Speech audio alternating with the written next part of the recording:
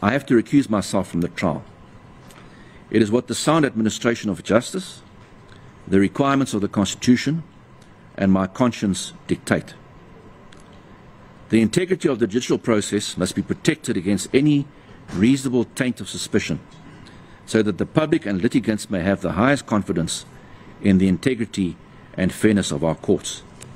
Isiqunto sikaKoen sikhambisana nesahlulelo sakhe saphambilini sokucitha isibawo esikhethekileko sika-Zuma sokuthi uDona akakhutshwe njengomtjhutjhisi.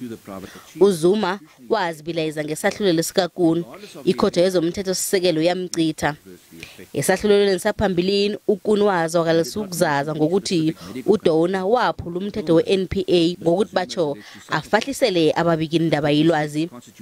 Ngemva kokwenza isimemezelo sokuzikhupha, ijaji uKoen uzikhuphile nekambisweni yanamhlanje. Umcozululi wezepolitiki uthi lokhu akutsho bona uZuma sewusendleleni yokuthumba icala. Ijaji uChili ulijamisile icala ukufikela nge-17 kuSihlabantangana. Abajameli bakaZuma batshele uChili bona bahlongoza ukufaka isibawo esitsha sokuthi uDona akhutshwe njengomtjhutjhisi. iJacob Zuma Foundation ikwamukele ukuhoxa kwakaKoen.